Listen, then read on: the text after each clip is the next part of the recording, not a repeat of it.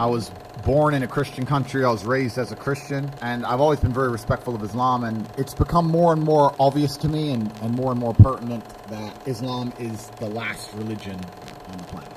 दोस्तों ये थे multi millionaire 4 times world kickboxing champion Emory Andrew Tate III, जिन्हें पूरी दुनिया एंड्रयू टेट के नाम से जानती है। एक अमेरिकन जो ब्रिटिश सिटीजनशिप भी रखते हैं। 2022 में एंड्रयू टेट गूगल सर्च में the most googled human in the world रह चुके हैं। फिर क्वीन एलिजाबेथ अपनी मौत के बाद ये टाइटल उनसे छीन लेती है। अमेरिकन होने के बावजूद वेस्टर्न कल्चर और रिलीजन को लगातार ओपनली क्रिटिसाइज करते हुए फाइनली 27 अक्टूबर 2022 एक्सट्रीमली फेमस एंड्रयू टेट, जो एक क्रिश्चियन थे, कुरान की सूरह रूम आयत नंबर 60 को रिसाइट करते हुए इस्लाम कबूल कर लेते हैं और यूएई की मस्जिद में नमाज पढ़ते हुए भी नजर आए। आज का वीडियो थोड़ा सा डिफरेंट, क्योंकि आज हम बात करने वाले हैं एंड्रयू टेट पर। क्यों? क्योंकि ट्रस्ट मी, ये बंदा बहुत ज्यादा इंटरेस्टिंग है और उससे भी ज्यादा इंटरेस्टिंग और काफी असरदार इनके पॉइंट ऑफ व्यूज है, खासकर मर्दों और औरतों को लेकर। अब सवाल ये पैदा होता है कि गूगल पे उन्हें इतना सर्च क्यों किया जाता है? अपने पॉइंट ऑफ व्यूज की वजह से मर्द उनके दीवाने हैं और फेमिनिस्ट और एलजीबीटी कम्युनिटी उनसे नफरत करती है। और इन्हीं पॉइंट ऑफ व्यूज की वजह से जब वो काफी हद तक फेमस होने लगे तो उन्हें यूट्यूब, इंस्टाग्राम, फेसबुक, टिकटॉक और उबर टैक्सी सर्विस से भी बैन कर दिया गया। तो आखिर उनके ये पॉइंट ऑफ व्यूज हैं क्या, जिसकी वजह से हर एक कंपनी और प्लेटफॉर्म ने उन्हें ब्लैकलिस्ट कर दिया? तो चलिए शुरू करते हैं। उनके पॉइंट ऑफ व्यूज मर्दों,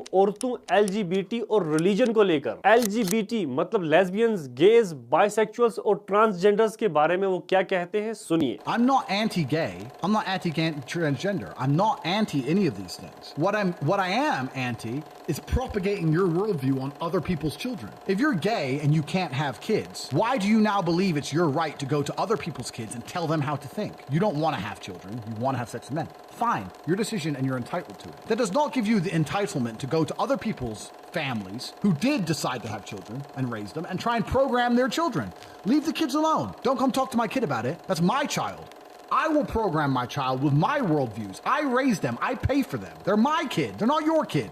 And they're not the government's kid. Leave the kids alone. अपने कई ऐसे ही वीडियोस में जो अब इंटरनेट पे अवेलेबल नहीं है, वो कहते हैं कि एलजीबीटी अप्रोच अननेचुरल है, पर मैं इसके खिलाफ नहीं हूँ। मॉडर्नाइजेशन और फ्रीडम का नारा देकर गवर्नमेंट और मीडिया की मदद से वो मेरे बच्चों के दिमाग में अपने अननेचुरल सोच और फैसलों को प्रोग्रामिंग करें, मैं इसके खिलाफ हूँ और मैं ये बिल्कुल भी बर्दाश्त नहीं करूंगा। आपको अननेचुरल रिलेशनशिप रखना है, आपको बच्चे नहीं चाहिए, फाइन, पर आपको किसने ये हक दिया कि आप दूसरों की फैमिलीज, उनके घरों में जाकर अपनी ऐसी सोच और फैसलों को उनके बच्चों के दिमाग में डालें? वो मेरे बच्चे हैं, गवर्नमेंट के नहीं। उन्हें मैंने पैदा किया है, उन्हें पालता भी मैं ही हूँ। मैं डिसाइड करूंगा कि उनकी परवरिश और तरबियत कैसे करनी है। मेरे बच्चों से आप दूर ही रहें। एंड्रयू टेट सबसे पहले लाइमलाइट में आए जब उन्होंने #MeToo मूवमेंट, जो सेक्सुअल हैरेसमेंट के रिलेटेड थी, उसके दौरान ये कहा कि सेक्सुअल हैरेसमेंट के जितने जिम्मेदार मर्द हैं उतने ही जिम्मेदार औरतें भी हैं। सेक्सुअल हैरेसमेंट तभी होती है जब एक औरत अपनी हया, अपनी सेफ्टी जोन से बाहर निकलकर हैरेसमेंट का मौका और एक माहौल दे। मर्द और औरत कभी भी दोस्त नहीं हो सकते। ज्यादातर ये सेक्सुअल हैरेसमेंट्स और रेप्स दोस्ती, यारी और कुलीग्स वगैरह के चक्कर में होते हैं। उनका मानना है कि हमारी सोसाइटी और रिलीजन को मैट्रिक्स ने पोल्यूट कर दिया है एक सोची समझी साजिश के तहत। और मैट्रिक्स के 2 बड़े हथियार हैं, फेमिनिज्म और फेक मॉडर्नाइजेशन। पूछने पर वो कहते हैं कि मैट्रिक्स एक ऑर्गेनाइजेशन है चंद एक्सट्रीमली पावरफुल लोगों की, जो दुनिया की हर एक गवर्नमेंट, हर कंट्री और हर बैंक को कंट्रोल करते हैं। वो कहते हैं कि एक मर्द सुबह 4 बजे उठ के घर से बाहर निकलता है क्योंकि उसका काम है अपनी बीवी और बच्चों के लिए टेबल पर खाना पहुंचाना, उनकी हर ख्वाहिश पूरी करना, उनके लिए लड़ना और मर्द बनकर एक प्रोटेक्शन देना। कोल माइंस में काम करने वाले मर्द अपनी जान इसलिए नहीं फूंकते कि घर आकर वो अपनी औरत पे जुल्म कर सके, नहीं, वो इसलिए अपने हाथ और जिस्म गंदगी में ले जाते हैं ताकि उसकी बीवी के नाखून और हाथ साफ और खूबसूरत रह सके और वो कमा कर ला सके अपनी बीवी की जरूरतें और ख्वाहिशें पूरी करने के लिए। क्योंकि घर पे उसकी बीवी उसके घर और बच्चों को संभाल रही है, उसके लिए अच्छा खाना बना रही है, उसके बच्चों को रात रात जाग कर पाल रही है और एक अच्छी तरबियत दे रही है। But in general, us men are prepared to take on more bullshit to protect you than you would possibly believe. And in the modern world, they've spun that. Feminism spun that. And this is a Western phenomenon. But matrix have spun that, मतलब matrix ने ये सब कुछ घुमा कर रख दिया है फेमिनिज्म की मदद से, जो एक वेस्टर्न प्रोपेगेंडा है। औरतों और मर्दों के रोल इन्होंने धुंधले कर दिए हैं। मर्दों को मर्द बनकर रहना चाहिए, उनका काम नहीं है मेकअप लगाना, ज्वेलरी पहनना, जेंडर इक्वलिटी के नाम पर अपने लड़कों को स्कूल्स में स्कर्ट्स पहनाकर भेजना, अपनी औरतों को अधनंगे कपड़े पहनाकर तैयार करना और पार्टीज और सोशल मीडिया पर एक जीती हुई ट्रॉफी की तरह उनकी नुमाइश करना जेंडर इक्वलिटी और मॉडर्नाइजेशन के नाम पर। वो कहते हैं पुराने पहले मर्द जिनका काम था टू प्रोवाइड एंड प्रोटेक्ट एक शेवरलिक कोड को फॉलो करते थे जो bravery, values, aggression, independence, brute strength और डोमिनेंस से बना था। पर मॉडर्न मर्द को मैट्रिक्स ने फेमिनिज्म की मदद से फिजिकली और इमोशनली कमजोर बना दिया है, क्योंकि मैट्रिक्स एक मिशन पर है और वो चाहते हैं कि टाइम आने पर उन्हें क्रूसेडर्स, वॉरियर्स और सोल्जर्स को नहीं बल्कि कमजोर हारे हुए मर्दों को फेस करना पड़े जो फेमिनिस्ट के पालतू हैं। वो कहते हैं ये सब एक वेस्टर्न प्रोपेगेंडा है, मर्दों से उनकी मर्दानगी और पंजे छीन लिए हैं औरतों को सेफ्टी देने के बहाने से। Because life for a man is harder than life for a woman. Most men live depressing lives. For most men out here, they can't even feel wanted. Society has huge burdens on men. We're supposed to be smart. We're supposed to be rich. Supposed to be interesting. Gotta have jokes. Gotta have chat lines. Right? Gotta be charming. Gotta be cool. Experiences. Stories. We need to have a lot of shit to be an important man. To be a woman, you need makeup. वो कहते हैं कि आप कोई भी TV serial देख लीजिए, उसमें मर्द को हमेशा कमजोर और बेवकूफ दिखाया जाता है और औरत को इंटेलिजेंट और सुलझी हुई, जो मर्द को हर मुसीबत से निकाल रही है। पर इस स्टेटमेंट से आप ये ना सोचें कि एंड्रू टेट औरतों के खिलाफ है। एंड्रू टेट औरतों के बारे में क्या सोचते हैं आप खुद सुन लीजिए। Women are the most powerful force on the planet. They have massive impact on a man's life. And making sure you're around quality women who genuinely support you, genuinely love you, and genuinely care for you is extremely important. No matter how difficult life gets, if you have a woman who's by your side who you know truly loves you and truly wants the best for you, it gives you a source of power which you can't get from anywhere else in the universe. अब religion के बारे में उनका क्या कहना है सुनिए। If you could wear a t-shirt saying Jesus is gay, right here in Croatia, Christian country, and you will make it out of the country alive. I dare you to do the same thing with the Islamic Prophet. I dare you to do the same thing.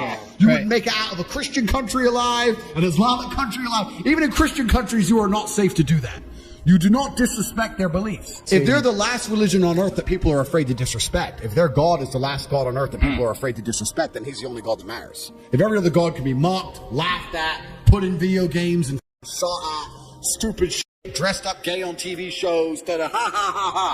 What kind of religion is that? वो कहते हैं कि हर एक मजहब में खुदा है, पर एक ही मजहब के लोग हैं जिनके खुदा को गाली देने से पूरी दुनिया डरती है, और वो है मजहब इस्लाम के लोग। और मेरी नजर में वो आखिरी मजहब है, क्योंकि बाकी मजहब के लोगों ने अपने ही मजहब को मूवीज और सोशल मीडिया पे बेइज्जत करना, उसका मजाक बनाना और उसे क्रिटिसाइज करना शुरू कर दिया है। अगर मैं अभी क्रोएशिया, जो एक क्रिश्चियन कंट्री है, उसकी सड़कों पे एक टी शर्ट लगा के घूमूं जिसके ऊपर लिखा हो जीसस इज गे, तो किसी को कोई भी फर्क नहीं पड़ेगा। पर मैं आपको चैलेंज करता हूं कि आप यही हरकत इस्लामिक प्रॉफिट के बारे में करके दिखाओ, आप एक क्रिश्चियन कंट्री से भी बाहर जिंदा नहीं जा पाओगे। मुझे कोई फर्क नहीं पड़ता कि आप किस रिलीजन के हैं और किस गॉड को फॉलो करते हैं, पर गॉड पर यकीन रखना और अपने रिलीजन को फॉलो करना बहुत ज्यादा जरूरी है। गॉड और रिलीजन को अगर सोसाइटी से खत्म कर दिया तो crime, murder, theft, rapes, in short society का टोटल ब्रेकडाउन यकीनन है। और मैट्रिक्स यही तो कर रहे हैं, सोसाइटी से रिलीजन को गायब फेमिनिज्म और फ्रीडम ऑफ स्पीच की मदद से, ताकि वक्त आने पर जज्बात, अकीदे और भक्ति से भरे लोग उनके खिलाफ खड़े ना हो पाए। वो कहते हैं मॉडर्न वर्ल्ड मर्दों ने बनाया है और मर्द अभी भी अपना काम कर रहे हैं, पर जेंडर इक्वालिटी और फेमिनिज्म के चक्कर में औरतों ने अपना काम छोड़ दिया है, जो बच्चे पालना और घर संभालना है। वो कहते हैं कि मॉडर्न सोसाइटी में आप अपने बच्चों की परवरिश नहीं कर रहे, ना ही आपका कोई उन पर हक है। आपके बच्चों को प्रोग्राम मैट्रिक्स कर रही है स्कूल्स और इंटरनेट की मदद से। उन्हें सिखाया जा रहा है कि लेस्बियंस और गे होना नॉर्मल है, रिलीजन को ना मानना भी नॉर्मल है। ये आपकी चॉइस है, आपके साथ कोई जबरदस्ती नहीं कर सकता। आपके पेरेंट्स आपको डिसिप्लिन करने के लिए आप पर हाथ नहीं उठा सकते। अगर वो ऐसा करते हैं तो आप कोर्ट्स को अप्रोच कर सकते हैं। और औरतों का काम नहीं है घर संभालना, उनका काम है मर्दों के बराबर जाकर बाहर काम करना, जिसकी वजह से फैमिली, जो दुनिया का सबसे ताकतवर इंस्टीट्यूशन है, वो आहिस्ता आहिस्ता कमजोर पड़ रहा है। और इसी की वजह से ओल्ड एज होम्स और फॉस्टर केयर सेंटर्स जैसे इंस्टीट्यूट सामने आ रहे हैं। वो कहते हैं कि मैट्रिक्स ने पहले मुझे बैन करवाकर चुप करवाने की कोशिश की, पर मैं चुप नहीं हुआ। फिर जेल में डालना चाहा, पर मैं बच गया। अब वो मुझे कभी भी मरवा सकते हैं, पर मैं आपको बता दूं कि अगर मैं कभी भी मरा हुआ मिला तो मैंने खुदकुशी नहीं की। मैं एक नामर्द नहीं हूं। मैं मर्दों के हक के लिए लगातार ऐसे ही लड़ता रहूंगा। They've already given me quite a few warnings, and I'm now at the point where I actually truly believe they're going to try and kill me because they want me to be quiet and I'm not being quiet. And I have huge amounts of influence, which is what they're scared of. If they decide to kill me on a long enough time frame, they're going to be successful. I want the world to know that I'd absolutely never ever kill myself under any circumstances ever, no matter what they say. I did not kill myself ever, but I can't. I don't want to live in fear. But that's what they want. They want you to behave as a sheep. All I'm trying to do is teach men to be strong. एक दिन आपको समझ आ ही जाएगा कि मेरी हर एक बात सही थी, अगर मैट्रिक्स ने तब तक मुझे मरवा नहीं दिया।